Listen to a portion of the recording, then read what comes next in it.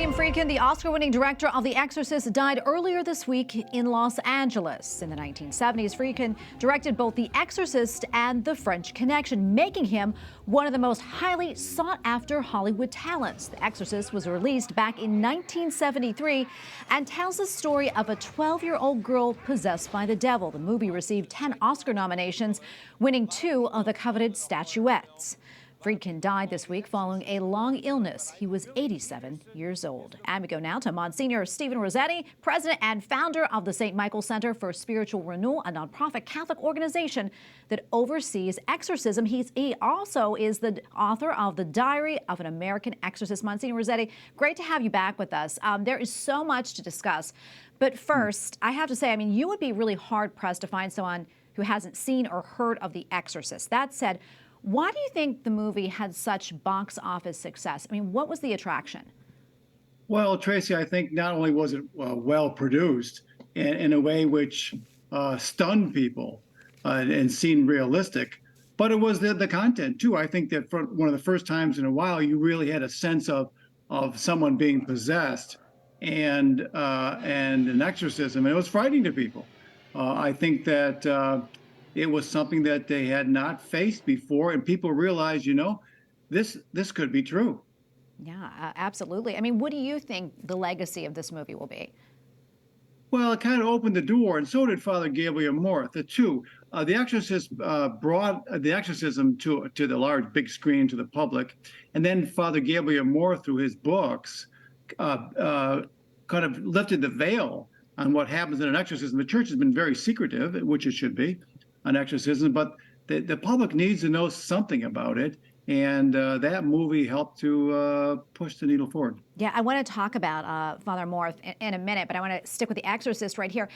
You are a real-life exorcist. From your perspective and experience, how realistic was the movie? Well, the movie was obviously Hollywood. People's heads don't spin around and spit out pea green soup. The priest doesn't die. If an exorcist died, and every exorcism would all be gone. So there was a lot of Hollywood there. But actually, Tracy, it's based on a real case. And the notes from that were available, and I read them, and you can get them publicly. And it was a real case. And the young, it was a boy, by the way. We know his name now. It's Ronald Hinkler. He died in 2020. So he went on to live a happy life. And so it's based on a real case. Yeah, let me ask you this question. I'm curious about this. What do you think movies like this about exorcisms, what do you think it can teach people? Well, it teaches some people some good things and some bad things. It teaches people that the devil is real, that they need to go when someone's possessed. They need to go, frankly, to seek out a priest and to be prayed over. And that and in the end of that movie, which is true, is that the Lord conquers, of course, and casts out the demons. The negative part is that it doesn't really show you the power of God. It gives you a sense that the demons are all powerful. You begin to think that there's a God and Satan and that they're equal. No. Satan's an angel. He's a fallen angel. He is on a short leash, and God's in charge. And you don't get that in those movies. Yeah, I want to talk about Father Amorth now. A movie was recently released this year about him, The Pope's Exorcist. I saw it. I know you saw it. I want to get your thoughts on that and, what you thought about the movie and, how realistic is that as well about his life and how faithful is it to church teaching? Well, there were some good things about it. For example, Father Amorth, in this case, Russell Crowe, who I always love Russell Crowe, so that was a plus for the movie. But he said that exorcisms and full possessions are rare.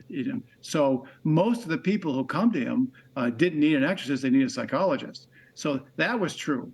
But a lot of the stuff, again, was very Hollywood. That there's this the Vatican plot.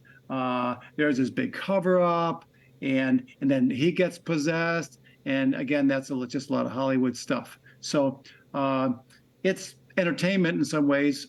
There's some facts in it, but a lot of it's typical of what the Hollywood does to these things. Yeah, there was another movie that was released this year about exorcisms. This one was a Christian film called Nefarious, a fictional account of a prisoner awaiting his execution and some claims that he makes about the devil. what do you know about this movie? And also, why do you think these types of movies, I mean, they continue to be produced, and there's a big fascination. Why is that?